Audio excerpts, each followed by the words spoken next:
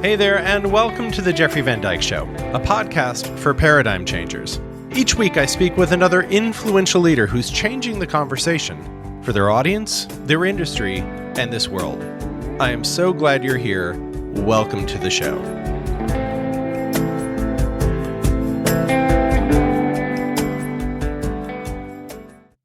Hey there, and welcome to the Jeffrey Van Dyke Show. Today we have with us Representative Adrian Tam from Hawaii. So I'm going to share just a little bit about you, Adrian, and we'll get into it. You were born in Honolulu.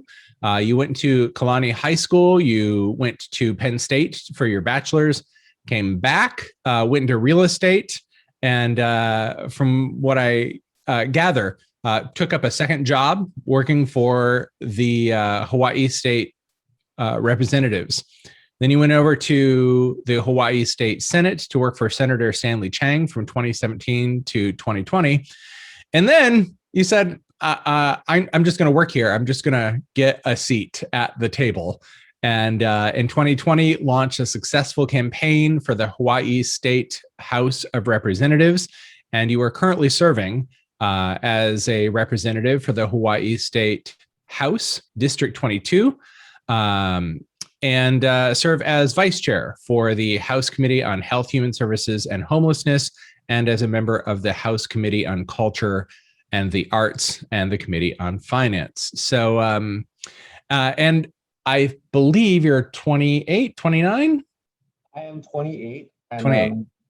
I needed to update that bio a little bit. Things can happen within a day here. So as of right now, I have taken on a second role here. So not only will I be vice chair of the Health, Human Services, and Homelessness Committee, I'm now also the vice chair of the Culture and the Arts and International Affairs Committee. Fantastic, fantastic. So the other thing that's not in there is you're gay.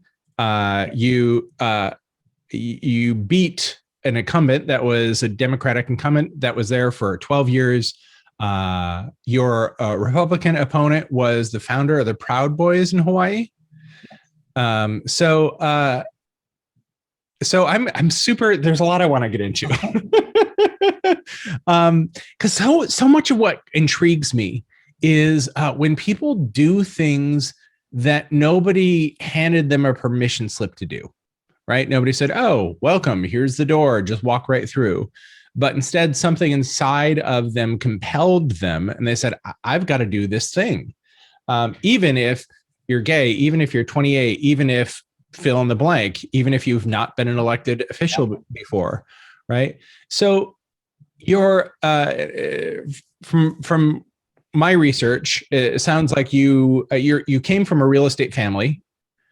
Went into real estate after going to Penn State, weren't making enough money right at first, and so took a second job in the House of Representatives serving there, right? I started off as an intern here. As an intern. Then I was fortunate enough to work on a successful campaign for my friend, Senator Stanley Chang. He also ousted an incumbent as well. And he took me on as his office manager.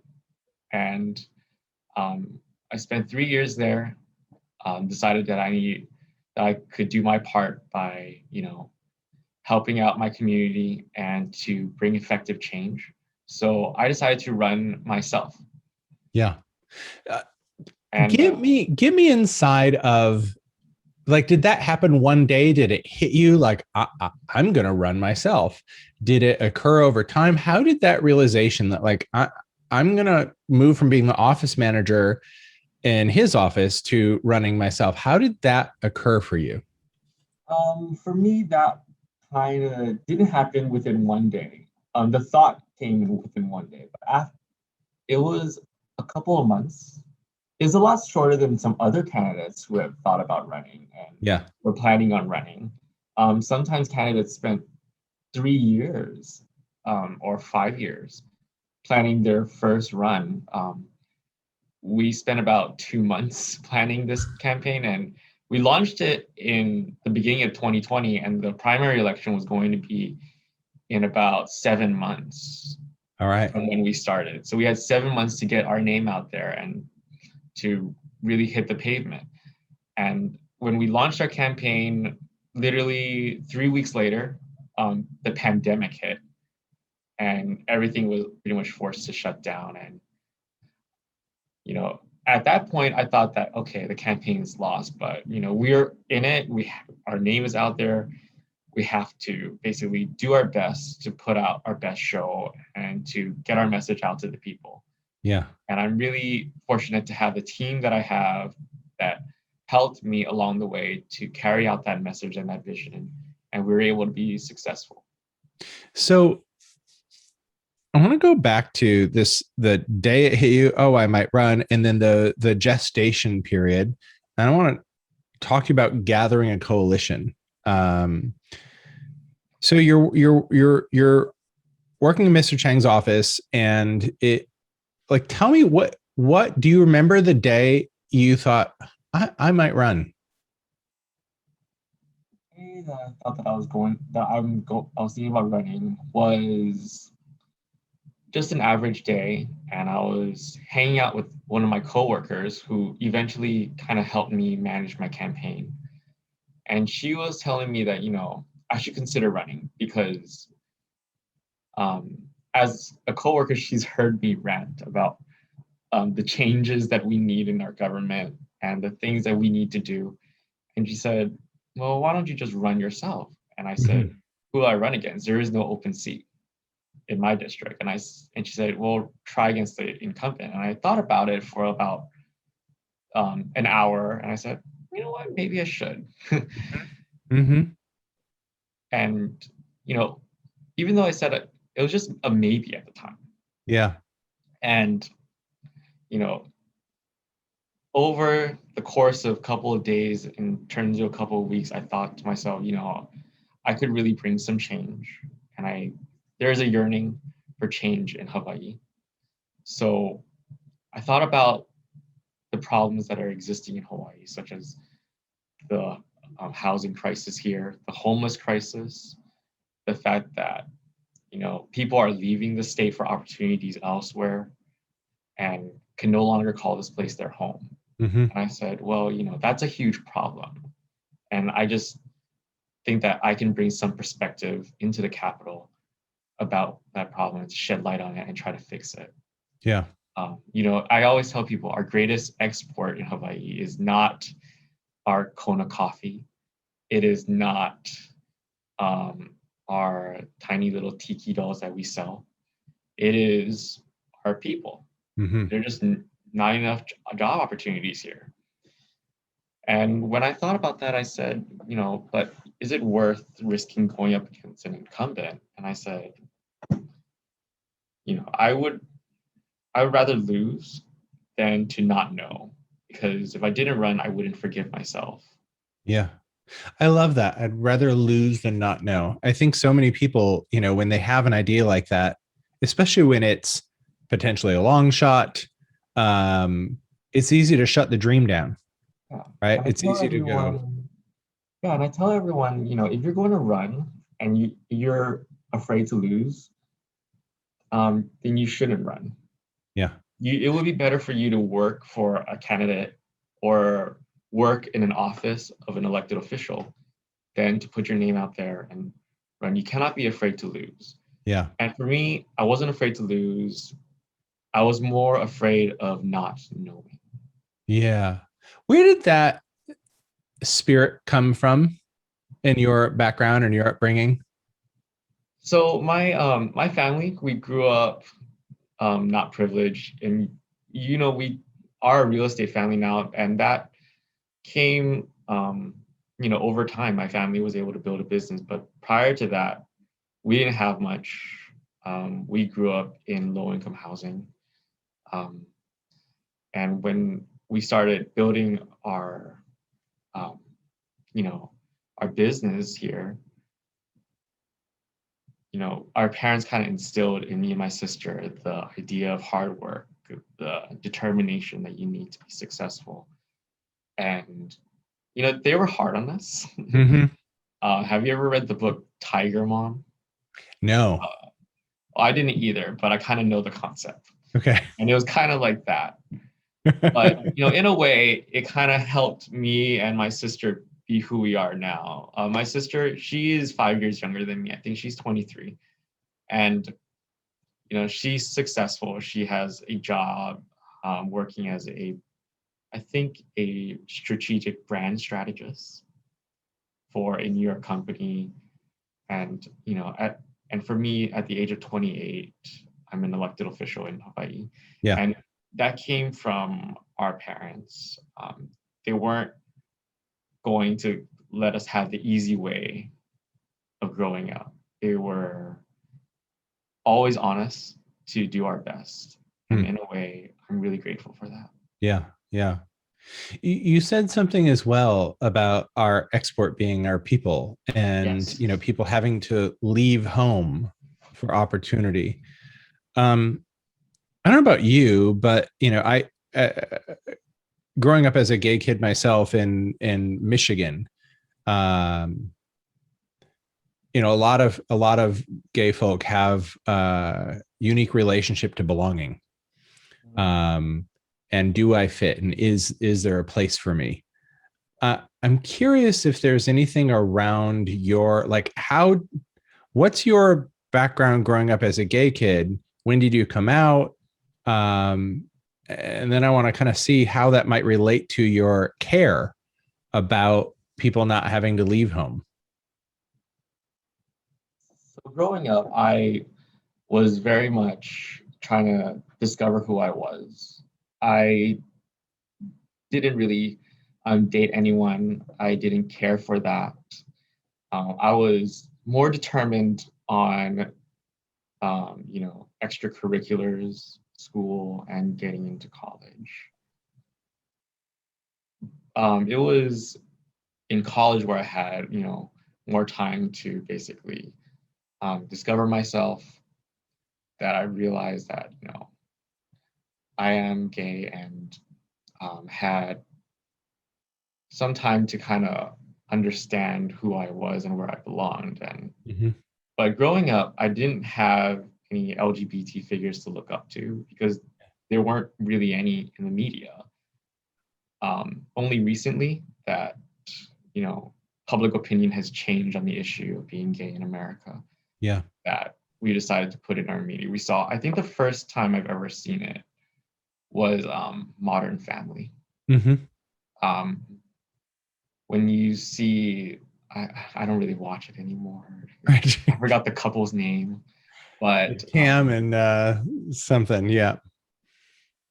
Mitchell, I think. Yeah, I think you're right. Yep. Tam and Mitchell. Tam and Mitchell. Like when I first saw them on TV, I was like, oh, it's not just me, and it's not just, it's kind of like the new normal. And they use the word modern family on it. Yeah. To try to normalize it. And in a way, seeing that gave me a lot of hope. And I know it gave a lot of gay kids out there hope as well. Yeah. The future. How did that impact? How did that impact what you care about as a legislator? It certainly helped me work on legislation that tries to focus on the most vulnerable of our populations and to be an advocate for them. So one of the bills that I'm very proud of this past session that we passed out of our committee, actually, and the House and the Senate, and we're sending it to the governor, is House Bill 282. House Bill 282 would basically allow unaccompanied homeless minors to consent to no-cost emergency homeless shelters. Because prior to that, we were very limited in Hawaii, and a lot of for homeless shelters that could take in minors. And if a minor shows up unaccompanied and they didn't have parents or any guardian to basically take care of them, they would be denied access to a majority of our homeless shelters, and they would be turned away and left back on the street. So I thought that was wrong. And I decided to expand access so that they can consent to these shelters, so they have a place to stay at night.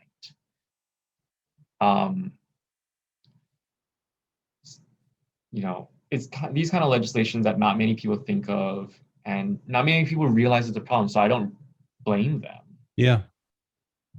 But with my upbringing and my understanding, and based on what I hear and what I see, I discovered that this was a problem, and I brought it up to the House, and they all saw it as a priority, and they all passed it. I was really proud of it. It was almost unanimous. So it was That's amazing. 50-1 in the House, and it was unanimous in the Senate. Amazing. Yeah. So is that a bill you primarily sponsored? Yes. Yeah. Is that the first bill that you sponsored that you've gotten passed? No. Oh, all right. So I normally here as a freshman, it's really hard for a freshman to get a bill passed, but I was able to get 2 bills passed. The other one is more boring. The other one's talking about revenue transparency for real estate investment trusts. And this one is more exciting, as I call it. It would expand minors. But prior to that, this is where I talk about change too. You don't have to be an elected official to bring about change. When I was working for Senator Chang, I was able to draft legislation and have him sponsor it. And a lot of these legislation were, my ideas, or it's something that I've, see and I wanted to bring into fruition for the state. So one of them was a Section 8 bill that would expand, that would incentivize more housing. The other one was the conversion therapy ban here in Hawaii. So that one, the conversion therapy ban was years of work from a lot of activists from the past. And it's constantly been shut down. But in 2018, we saw it as the year. We drafted the bill again together, all of us, and we were able to pass it out at the Senate and the House, and the governor signed it, and it's now law in Hawaii. That is amazing. I grew up in a evangelical Christian right upbringing. Whoa. Where, a lot of folks that I grew up with, you ended up in conversion therapy. So bless you for that. Thank you. What is it that, when you were looking, I love the story of your coworker saying, you have all these ideas. You keep talking about all these ideas. You should run. Right? What is it that you care about most, that you are endeavoring to bring forward in your work now? Right now, my goal is to diversify our economy. So Hawaii has basically 3 sectors that we are primarily focused on: tourism, construction, and military. And the best way I like to describe our economy is a 3-legged bar stool. When one of those legs is broken, the bar stool no longer becomes a bar stool and it falls. Mm-hmm. You can't balance yourself on 2 legs for a stool. I believe that there needs to be a 4th economy that is sustainable. And, I have a concept, I have a plan that would incentivize and grow green tech business here in Hawaii. This plan would basically call on the University of Hawaii to establish a program that would invest in development into green technology and research, and create this, and would allow businesses to use that research and development free of charge to expand their business, as long as they are able to hire a quota of the local workforce here and operate solely out of Hawaii. So the operations stay here, we create jobs for many of our people, and we already have a Green Jobs Corps plan that has just passed this year. So I think it will work hand in hand with that. Yeah. And it'll help us meet our clean energy goals, which is something that I am very passionate about as well, because we have to do our part to fight climate change because time's running out. Yeah, beautiful. Thank you. Where are you at with that? Is that in development? Is something been drafted already? It is in development right now. We still are working with the stakeholders at the University of Hawaii. I am also bringing along several of my colleagues to work on this as well. Mm-hmm. What I learned in this building is that this is a team sport. Everyone has to be involved, and you have to bring everyone involved to have that kind of perspective to really build a coalition to bring about that change. I often tell other legislators who newer as well that you can have the best idea in the world, but you're going to also have to convince the 50 other members in this House and the 25 members in the Senate and the governor to believe that it's a good idea as well. And the best way you can do that is to bring them in so they have a part in that idea, and so they are all on board as well. So that's kind of the approach that I'm taking right now for this. Yeah. I used to train folks in a form of collaboration, and one of the central tenets was to have a high degree of ownership and alignment around what you're doing and how you're doing it among all relevant stakeholders. Mm-hmm. And that the alignment, we see the same thing in the same way, that's relatively easy, or can be, not always. But ownership, that I feel like I've had a hand in crafting something so that I care about it personally, that's another bar to reach. I'm curious, as you're going through this work, like, in which ways are you inviting people to be a part of crafting this work in particular? It's just these small little side conversations that I have with people. And when I view that they're interested, I would just bring them along. I'll keep them updated on where we are and solicit their input here and there on these bills.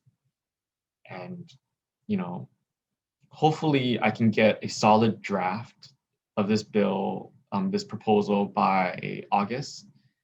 And I can circulate it around and take the feedback to make it a stronger proposal.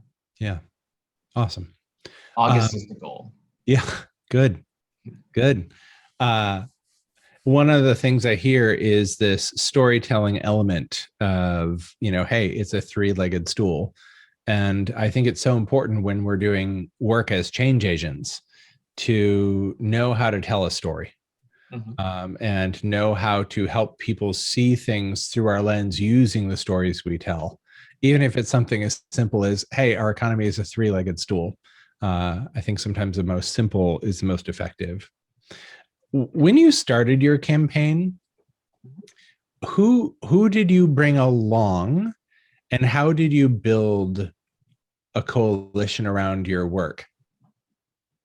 When I started this campaign, we were definitely the underdog. So it was hard to get people on board. And even if we got people on board, a lot of them didn't want to be, openly on board with our campaign because, politics, I'm going to be honest, it's a lot like that show House of Cards. Who you associate yourself with is going to determine, how you are seen in this world. Mm-hmm. It's very tit for tat, as I call it. Yeah. So I had to really give the best case as to why I was able to win. The first person was that coworker who became my campaign manager. The second was to convince one of my good friends and a political consultant to help do the finances of the campaign and bring some consulting. So she was the one that I needed to convince. If she said that she was going to be on board, then I knew I was going to win. Amazing. Why? She has a very successful track record and she is very good at what she does, in my opinion. Uh-huh. So when I talked to her, I sat her down at one of our restaurants, one-on-one. I told her, look, I'm thinking about running in this district against the incumbent. I believe I can win. This is what I'm going to do. These are the numbers that I believe that we need to get there. Would you like to be on board? And didn't take that much to convince her, apparently. Uh-huh. She told me that she was on board and she was going to run the numbers. So, and she ran the numbers, and we had a really good chance of winning. Why? The district that I was running in is a very transient district, and the previous person had a lot of blank votes in the primary, meaning a lot of people left the ballot blank because they either didn't know who the incumbent was and he was unopposed for a while. And when it's very transient, it's really hard for an incumbent to build loyalty. The incumbent has to constantly be there, be present, and to be a figure in the community. Yeah. And when we saw the blank votes, we said there's a huge chance that we could win. Yeah. So when we got that on board, I'm going to just tell you the entire story of the campaign. Yeah. The next was to go for endorsements, unions to organizations. And it's really hard for a union to go against an incumbent in terms of endorsement, because like I said, who you associate yourself determines your political future here. Yep. The first organization that I went for was the Victory Fund. I thought that would be the easiest one because I believe that, A, it could bring a lot of legitimacy to the campaign, and B, it's a strong organization that does a lot of good work. I had to basically give my case as to why I could win for them as well. I talked to someone there named Caesar. He asked me a lot of questions. We think we spent over an hour on the phone talking about the campaign. And within a week, we got their endorsement, and I was very fortunate. And when unions and other organizations see that you get that first endorsement, it tips them over to your side, or at least back to the middle, or to say that, wow, there's a chance that this person could win because they got a legitimate organization backing them. So another week went by. ILW 142, which is the largest private sector union in Hawaii, endorsed our campaign. A week later, the Teachers Association endorsed our campaign. Another week later, Sierra Club endorsed our campaign, and that was something that I really wanted as well, because climate change is something that I am deeply concerned about. And more organizations came on board, and finally we closed it out with the Carpenters Union endorsement. So, and in each of these endorsements, I had to make the case as to why I would be the best advocate for them, why I would be an effective legislature. And I'm fortunate that I have these endorsements, because now, as a legislature, I don't want to let them down.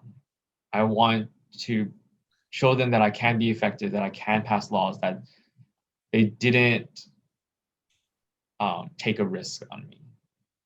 For granted, yeah. I putting yourself on the line, as it were. I'm always curious around politics and politicians about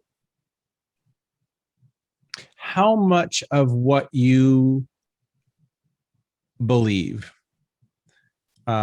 you can say forthrightly and directly, and how much it needs to be couched or massaged or changed, or like, how do you navigate really staying true to what you believe in and the message you have to share, and what people want to hear? I think that this is going to be best answered between the two words which is advocate versus activist.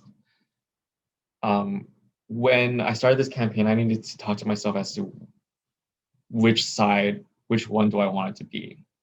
And an advocate, in my view, is someone that works within the system to try to make that change happen. They collaborate, they convince, and to have that face-to-face conversation. I believe, and an activist, in my definition, is someone that may be seen in a negative light in the political realm. They drum up support in the public, they put on pressure, and they bring that change that way. Both are very effective in their own right, but you can't be both, in my opinion. You need to kind of be one or the other. And I chose to be an advocate because I believe that was the best way to be effective and to bring about the change. It may be slow, and I may not get as much public support and the crowds riled up. Right. But, I was able to pass 2 solid bills this year and a resolution. I'm building a coalition to diversify our economy right now. And, that's kind of the approach that I wanted to bring. Yeah. Again, it's about effectiveness. It's about, what you can do. So I might not be the loudest, but I wanted to be the one that is willing to do the work and to listen and to learn how to get to the goal. Yeah. Yeah. So good. I'm curious, when you were on building this coalition, how much your, being LGBT or your age played into things, either in your favor or as a challenge you had to overcome? For me, it was not a challenge. And I tell any young person or anyone that wants to run, and my sole advice in general in life is to basically be yourself. I think that authenticity resonates better than trying to be someone you're not. Yeah. I often tell people that no one was going to elect a fraud. Do you think that's true? I think that is somewhat true, but at the same time, if they do elect a fraud, it won't work out in their favor. And I think people are learning that lesson the hard way now. Yeah. Yeah. There are many times during this campaign where, when I'm talking face to face with a constituent or a voter, that I wanted to pretend to be someone I'm not. I wanted to take a more conservative position. I wanted to, not touch on the fact that I was LGBT, even after someone has, told me that they believe that gay people are an abomination. But, you're going to face that kind of pressure. The main thing is that you stay true to yourself. You don't have to answer those questions to them, but you cannot lie to them. Mm-hmm. You just need to stay true to yourself. And it's going to be hard, but it'll work out in the long run. How did fundraising go for you? Where did you do fundraising? With whom did you fundraise? Fundraising started off with friends and family, like any other small little campaign that starts off. We talk to our friends and our family, saying that, we have this big endeavor that we wanted to embark on and see if you want to join in. But a lot of the fundraising came from small donors as well. We surpassed 100 grassroots donations. Then during the general 200. A lot of this came from people that heard our message, that saw what we were fighting for, and believed in it. Yeah. Some came from unions, some came from advocates and activists, but a lot of them came from the district itself. As you were campaigning, and like you said, the pandemic hit right as you started. So not a campaign you were anticipating. No. Right. I'm curious. So, and I don't even know how much of this you were able to do, or if it was over Zoom you were campaigning, or how did you reach people? When the pandemic hit, we moved our campaign to more of a community service. So we held a mass drive. We were able to get 200 face masks a week before the mask mandate in Hawaii took effect. And we put out press releases out there. We advertised for it. And people showed up. The news came. So that kind of visibility helped a lot. But when the pandemic really hit, I told my staff to get me a list of all the phone numbers in the district, and I'll call them one by one by one by one. Really? Yes. Wow. So when I did call, I started calling a lot of voicemails. Some answered, and I was able to give them my best argument. The longest I spent on the phone with someone was an hour, and I was willing to put in that time to talk to them. I would start off at 10 o'clock in the morning, and I'll work all the way to 6 o'clock, calling people over and over and over again. That's got to be exhausting. It was exhausting, but it was something that I was willing to do, and I made all the phone calls myself. I didn't. This was during the primary. In the general, I had help making phone calls to reach out to the people that I have reached out already in the past. But I'll always leave a customized voicemail for them. I would say their name. I'll say who I am. I will, talk to them individually. The other thing that I did was I've also had other people advocate on my behalf in the district. So there are a lot of condominiums, and I would find someone in each condominium to basically wear my t-shirt, talk to people, handouts, put some flyers out to their neighbors, because I couldn't get access to them. And, this is height of COVID. I didn't want to do that. But to advocate on my behalf in their condominium or their community. So smart. I also had other friends who are outside of the district write postcards to their friends in the district. And their friends would contact me and ask, hey, how do I get involved? Can I write postcards for you as well? And I would give them postcards to write. And I would pay for the stamp, of course. Yep. It's very effective when your friend tells you to vote for someone than the person who's running telling you to vote for them. Yeah, absolutely. Always. In the work that I do, the most effective always is somebody saying, hey, go check this guy out. Yep. What was one of the most memorable conversations you had in all those phone calls? The most memorable one was I spoke to this Air Force veteran, and she was the first female to work in her section of the Air Force. She's retired now, but when we spoke, we talked about politics and whatnot for about 2 minutes, but we spent the rest of the 40 minutes just talking about our lives, our families. She told me about her late husband, how he would love going sword fishing, to go catch swordfish. I said, well, I've never tried it before, but I would definitely do it now. And, those are the kind of conversations that I had with a lot of people. But I think that was the most interesting, because that was the first time no one wanted to talk about politics. And we just chatted about our lives. We just had a good conversation. Yeah. Were you said that your parents were, strict, Yes, right?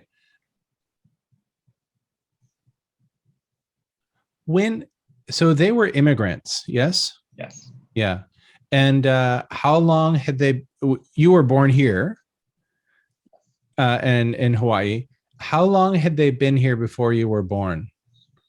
Ooh, I don't know if my mom would like me revealing her age, Ah, but uh, she's been here since the 1970s. all right. Yeah. So they had been here for a while before you were born. Yes. Yeah. Yes.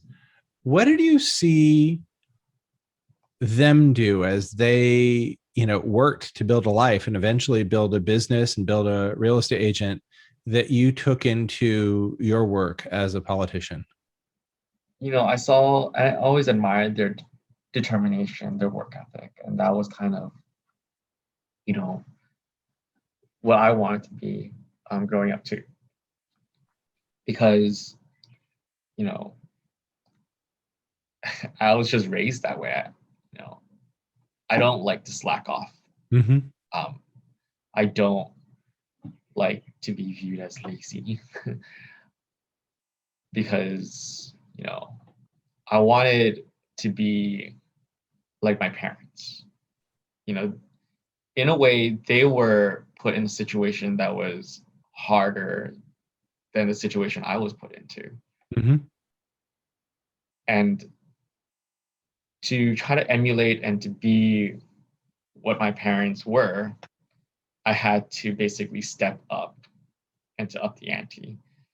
Um, I'm happy to say that I have made my parents proud. You know, they are very proud of me, and that meant a lot because Yeah. growing up, I was like, oh, I don't know how I'm going to make them proud. They've already done everything, you Yeah. Yeah. know, Yeah. but They weren't politicians. they weren't politicians, and they bragged to family back in their home country that their son is, you know, a legislator. Yeah. Their son, they would say, this is what they would say: their son has a Wikipedia page, and it's He's not made it. negative. He's made it. He's made it. That's awesome. Uh, Adrian, when you look at your future, Yes. Where do you want to go? What's your vision? What's your dream for your life and your service? I like to take it as I go. Um, I don't have any immediate plans, whether it's to run for higher office or to go into an executive position in the private sector. Right now, I'm focused on carrying out this vision for Hawaii that I have, which is to diversify our economy, to stop this brain drain of exporting out our talented, bright young kids. I like to just play it as I go.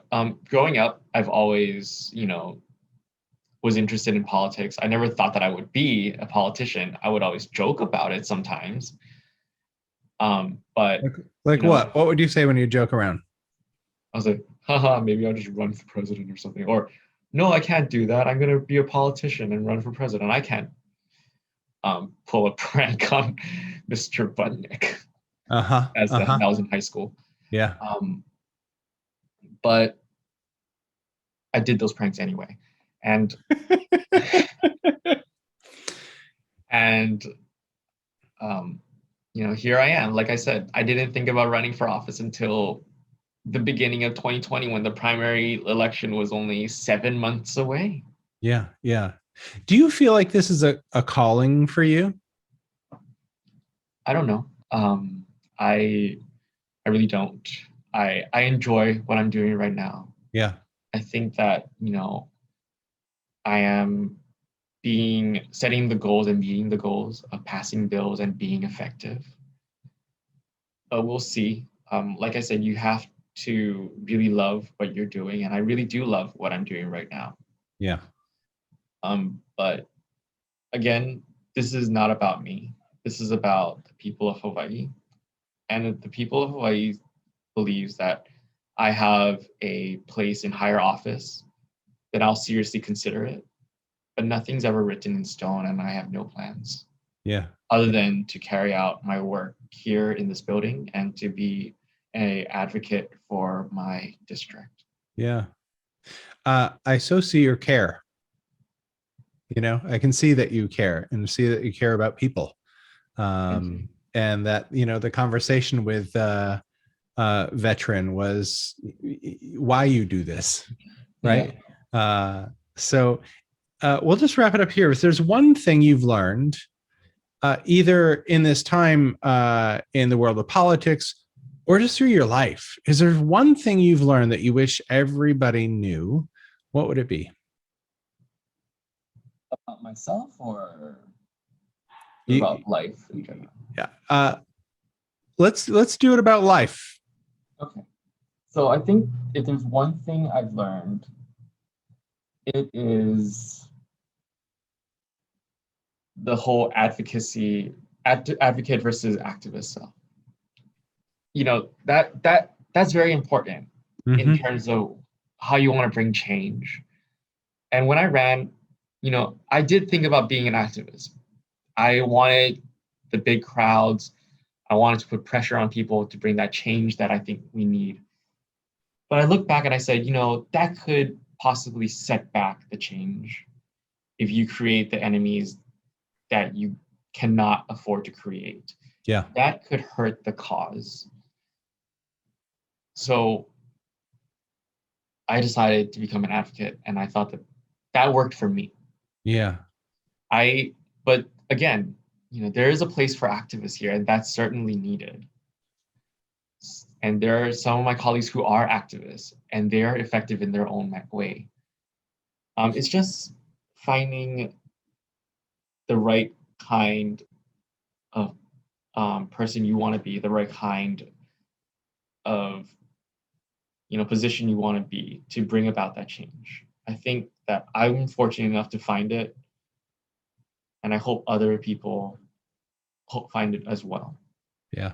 And just weigh the kind of pros and cons you see when you look at that. And the other thing that I've learned is the thing that I mentioned earlier, which is to always be yourself. No one's going to resonate with a fraud. Even look at Donald Trump. Even though he is a fraud, you have to say he was himself, because no one would ever act like that in public. And that kind of resonated with a lot of his supporters. Yeah. Adrian, this has been really, really great. Thank you so much for your time, and thanks for your service. Thank you so much for having me. And I hope that, I did this podcast justice for you and your show. Awesome. Thank you so much. Bye-bye. Thank you. Aloha. Hey there, thanks so much for listening in. If this conversation was powerful, if it stirred your soul or inspired your journey, then be sure to share it with a friend. Just copy and paste the link wherever you're listening to this podcast and text that link right now to a friend that you think would be inspired by this episode. And if this is your first time here, be sure to click that subscribe button over on Apple Podcasts, Spotify, and I'd really appreciate it if you'd leave a rating and review so I can get to know you and your thoughts better. To learn more about the work I do with emerging and established paradigm changers, go to thecourageousmessenger.com. That's all for today. Thanks so much for being here, and I hope to see you in the next episode.